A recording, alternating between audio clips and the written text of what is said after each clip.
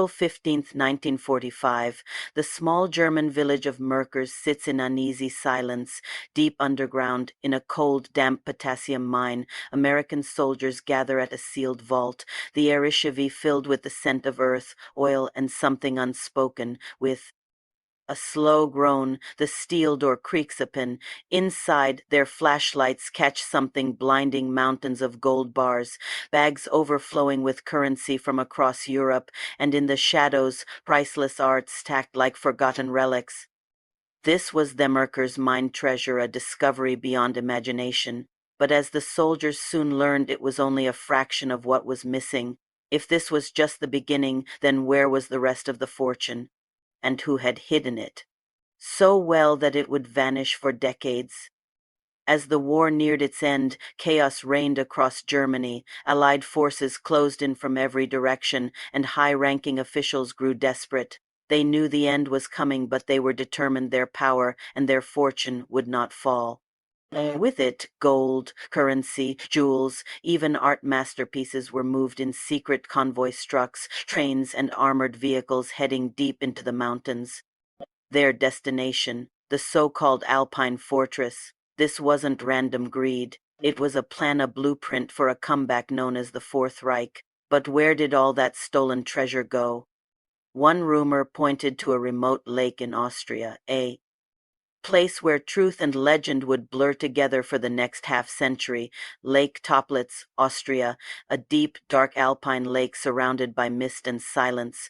Locals claimed they saw soldiers dumping heavy crates into its icy waters during the final days of the war.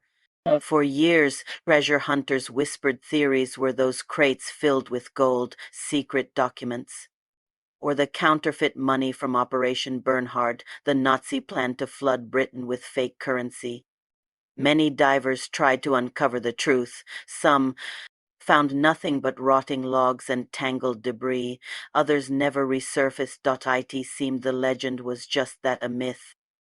Until 1959, a dive team surfaced with crates containing millions in counterfeit British pounds. The story was true, at least part of it, but the gold, the real prize, remained missing. Had it already been moved? Or does it still rest somewhere below the black waters of Lake Toplitz? We're about to dive into a twist that changes everything. But before we go deeper, tap subscribe so you never miss the truth behind history's biggest secrets. This story is only getting more intense. While the lake-obsessed treasure hunters, historians looked elsewhere through Nazi ledgers, coded messages, and secret bank records. Even in their final hours, the Nazis documented everything. Those documents revealed a vast network of hiding spots, from abandoned mines and remote castles to secret accounts in neutral nations like Switzerland and Argentina, but the trail was cryptic.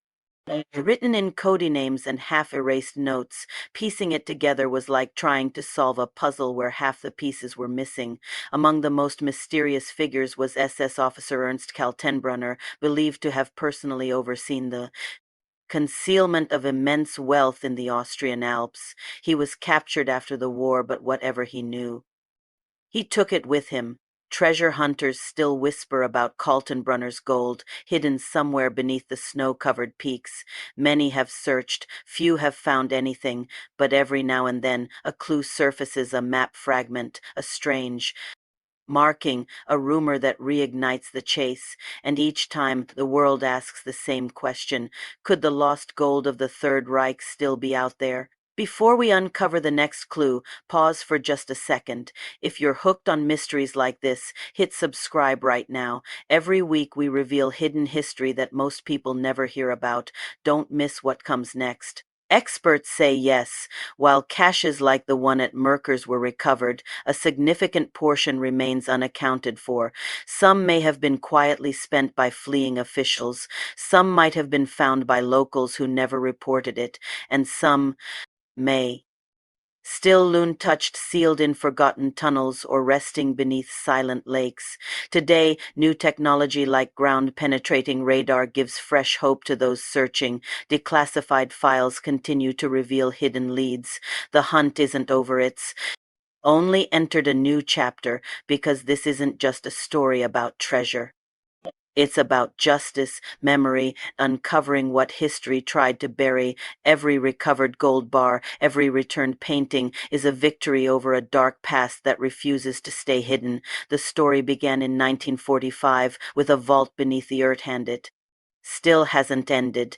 The final chapter of the lost Nazi gold is still unwritten, and perhaps it's waiting to be discovered by someone watching right now.